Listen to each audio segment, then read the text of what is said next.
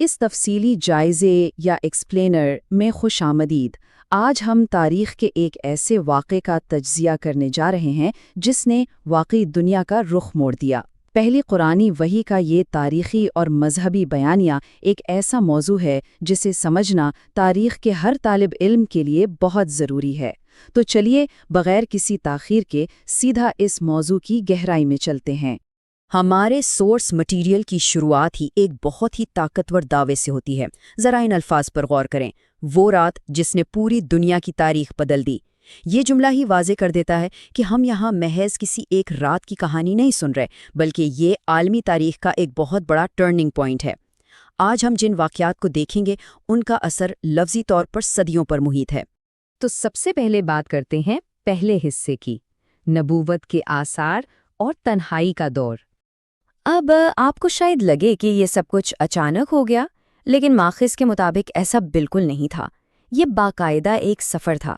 جب عمر مبارک 40 سال کو پہنچی، جسے پختگی کی عمر مانا جاتا ہے، تو نبوت کے آثار سچے خوابوں کی صورت میں ظاہر ہونے لگے، اور یہ خواب صبح کی روشنی کی طرح بالکل واضح ہوتے تھے۔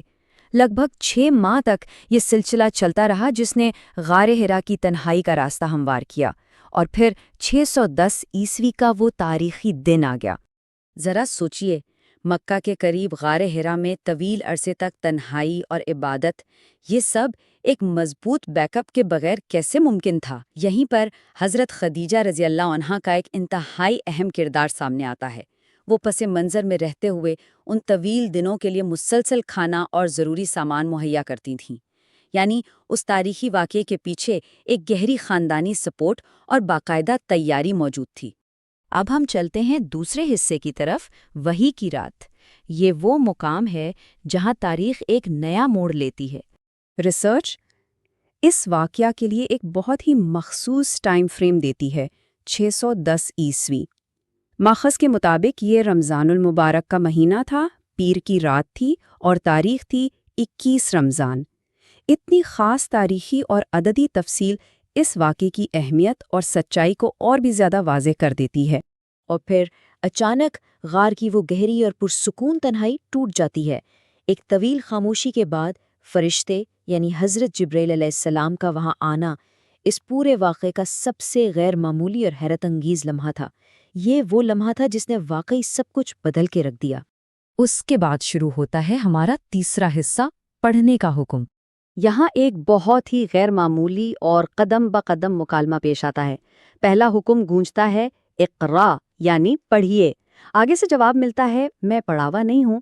اس کے بعد سورس مٹیریل میں ایک شدید جسمانی دباؤ اور مضبوط گرفت کا ذکر ہے جب فرشتے نے زور سے تھاما، اور پھر وہ حتمی حکم پوری شدت سے دیا گیا، پڑھیے اپنے رب کے نام سے جس نے پیدا کیا۔ یہ مکالمہ ہمیں اس لمحے کی شدت اور وزن کا بخوبی احساس دلاتا ہے۔ آگے بڑھتے ہیں چوتھے حصے کی جانب، تسلی اور سکون کا مرحلہ۔ غار سے گھر واپسی پر جو الفاظ ادا کیے گئے، مجھے چادر اوڑھا دو، مجھے چادر اوڑھا دو، یہ اس واقعے کے انتہائی انسانی پہلو کو سامنے لاتے ہیں۔ اس سے پتہ چلتا ہے کہ اس غیر معمولی اور مافوق الفطرت تجربے کا پہلا اثر کس قدر کپکپا دینے والا اور ہلا دینے والا تھا، اور سچ پوچھیں تو یہ ایک بالکل فطری انسانی رد عمل تھا۔ ماخذ بہت ہی موضوعی انداز میں اس واقعے کے جسمانی اثرات کو بھی بیان کرتا ہے۔ تیزی سے دھڑکتا ہوا دل اور خوف کا وہ شدید احساس، یہ اس بات کا ثبوت ہے کہ تاریخ کی اتنی بڑی سچائی کا بوجھ اٹھانا اور اس اچانک ملاقات کا سامنا کرنا انسانی جسم اور دماغ کے لیے کتنا مشکل تھا۔ اب اس شدید گھبراہٹ کے ماحول میں حضرت خدیجہ نے کیا کیا؟ انہوں نے صرف جذباتی دلاسا نہیں دیا، بلکہ خالص منطق اور اعلیٰ اخلاقی صفات کا حوالہ دیا۔ صلہ رحمی، غریبوں کی مدد، مہمان نوازی، یہ وہ ٹھوس دلائل تھے جو انہوں نے پیش کیے۔ ان کا موقف تھا کہ اتنے اعلیٰ کردار والے انسان کو کبھی رسوائی کا سامنا نہیں کرنا پڑ سکتا۔ انہوں نے خوف کو دور کرنے کے لیے حقائق کو بنیاد بنایا، جو کہ واقعی ایک کمال کی بات ہے۔ اور اب آتے ہیں اپنے پانچویں اور آخری حصے کی طرف، اس واقعے کی حتمی تصدیق۔ اس ابتدائی خوف اور گھبراہٹ کے بعد اگلا قدم صرف خاموشی سے یقین کر لینے کا نہیں تھا، بلکہ تحقیق کا تھا۔ بات کو پوری طرح سمجھنے کے لیے پچھلی الہامی کتابوں کے ماہر ورقہ بن نوفل کے پاس جایا گیا۔ یہ ہمیں دکھاتا ہے کہ اس تجربے کو محض کوئی وہم نہیں سمجھا گیا، بلکہ اس کی باقاعدہ علمی اور تاریخی توثیق کے لیے ایک عقلی اور منطقی راستہ اپنایا گیا۔ یہاں ہمارے سامنے ایک بڑی ہی اہم اصطلاح آتی ہے، ناموس اکبر۔ ورقہ بن نوفل نے سارا واقعہ سننے کے بعد یہ واضح کیا کہ یہ وہی عظیم فرشتہ ہے جو اس سے پہلے حضرت موسیٰ علیہ السلام کے پاس بھی آیا تھا۔ اس ایک اصطلاح نے غار ہرا کے اس واقعے کو پچھلی تمام الہامی اور مذہبی تاریخ کے ساتھ ایک ہی لڑی میں پرو دیا۔